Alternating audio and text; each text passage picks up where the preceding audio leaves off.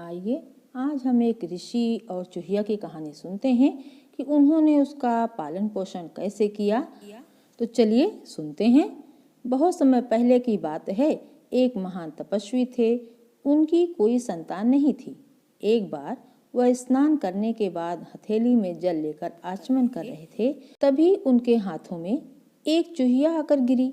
ऋषि ने आसमान की तरफ देखा तो उन्हें एक बाज दिखाई दिया। वह समझ गए कि बाज चूहिया का शिकार करके ले जा रहा था और इसकी चोंच से यह चूहिया गिर गई है। उन्होंने चूहिया के शरीर में जड़ी बूटियों का लेप लगाया। कुछ ही दिनों में चूहिया स्वस्थ हो गई।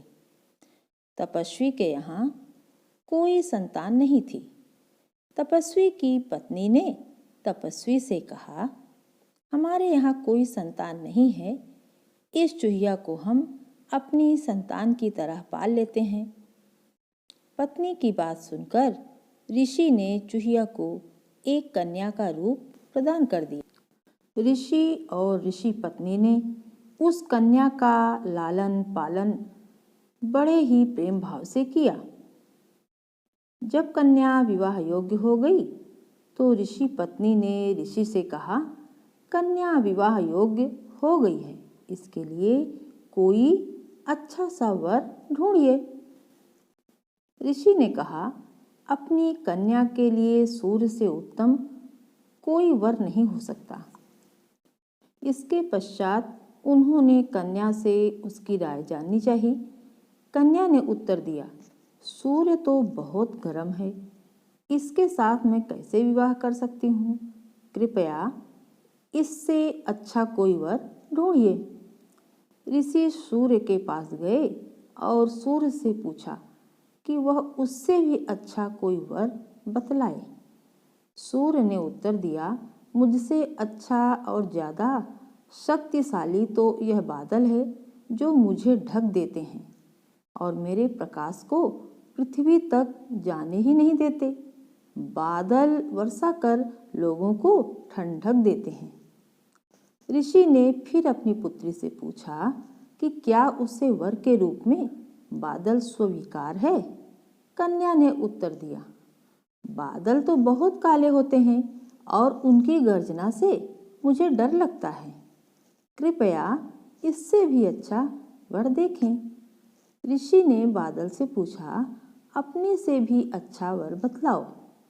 बादल ने कहा, मुझसे अधिक शक्तिशाली वायु है जो मुझे किसी भी दिशा में उड़ाकर ले जाने में सक्षम है।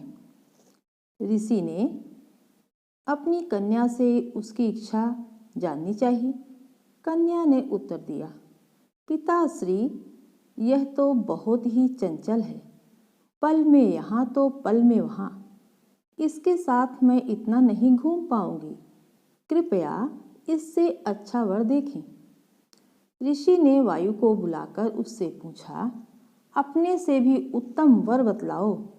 वायु ने कहा, ऋषि श्रेष्ठ, मुझसे अधिक शक्तिशाली तो पर्वत है जो मेरे प्रचंड वेग में भी स्थिर रहता है और मेरा रास्ता रोक लेता है।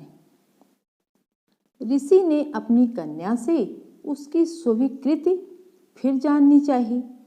कन्या ने कहा, पिताश्री, यह तो बहुत कठोर और स्थिर है। कृपया इससे भी श्रेष्ठ वर ढूंढिए। ऋषि ने पर्वत से पूछा, अपने से भी श्रेष्ठ वर बतलाओ।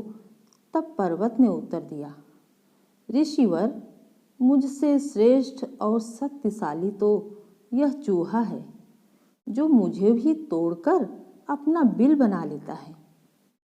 ऋषि ने मूषक राज को बुलाया और अपनी पुत्री से उसकी इच्छा जाननी चाहिए। ऋषि पुत्री ने मूषक राज को देखा और देखते ही उसे उसमें अपनापन महसूस हुआ।